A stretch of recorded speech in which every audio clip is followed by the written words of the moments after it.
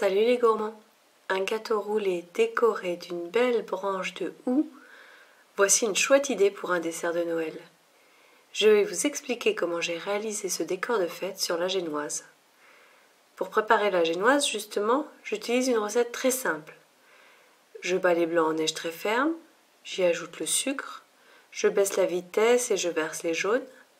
Pour finir, j'intègre rapidement la farine et la levure. Voilà, c'est fait, la pâte est prête.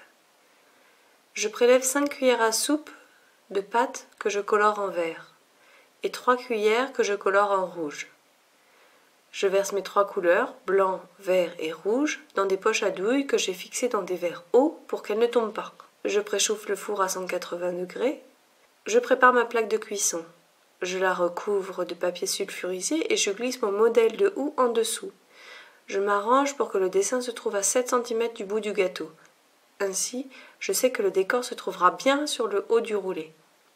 Pour les feuilles de houx, je prépare à côté de moi un ustensile pointu, je m'en servirai pour dessiner les bouts pointus des feuilles. Voilà, je suis prête, je respire un grand coup et c'est parti. Je procède doucement, histoire de ne pas faire de gros pâtés. D'abord la tige et les feuilles en verre. Comme vous le voyez pour les feuilles, je ne fais que des formes ovales pour le moment. Ensuite, je prends mon ustensile de pâte à sucre, je ne sais pas comment il s'appelle, et je tire la pâte pour former des pics.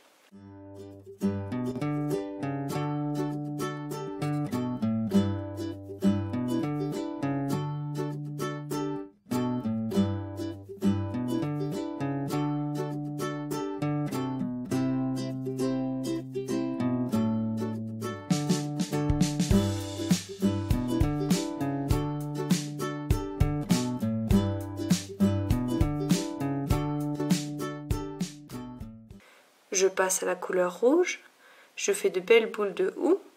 Pour finir, j'entoure mon houx de pâte blanche pour que les autres couleurs ne s'étalent pas. Et je recouvre le reste de la plaque. Comme il me reste un peu de pâte verte et rouge, je m'amuse à faire quelques motifs pour décorer aussi l'intérieur du gâteau. J'essaie de recouvrir la plaque de façon homogène. On réduit ainsi le risque que le roulé se déchire une fois cuit. Je tasse un peu la pâte, puis j'enfourne pour 12 minutes. Pendant ce temps, je prépare la garniture. Je cuis 2 poires en petits cubes et j'ajoute 30 g de beurre et 100 g de chocolat. Si vous avez un pot de confiture, faites-le chauffer avec 2 cuillères à soupe d'eau pour qu'elle imbibe bien le roulé. Je prépare un torchon humide et une autre feuille de papier sulfurisé. J'y dépose le gâteau à la fin de la cuisson, je pose le papier sulfurisé dessus, cela évite que le gâteau ne se colle au torchon, et je roule le tout. Je laisse reposer quelques instants, et je déroule.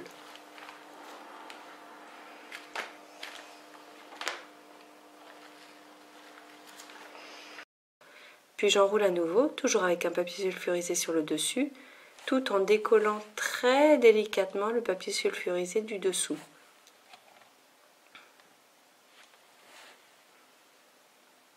C'est alors qu'on voit le motif apparaître.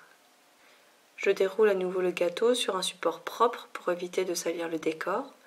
Je recouvre de ganache, je répartis bien partout. J'enroule encore une fois, cette fois-ci c'est la dernière. J'emballe le gâteau dans un film plastique ou en aluminium et je le laisse au réfrigérateur quelques heures. Avant de servir, je coupe les extrémités avec un couteau denté, ça fait plus net. Et voilà! Bon appétit et joyeuses fêtes! Découvrez mes autres idées de gâteaux roulés décorés en cliquant dans le i qui s'affiche en haut à droite de la vidéo. À bientôt!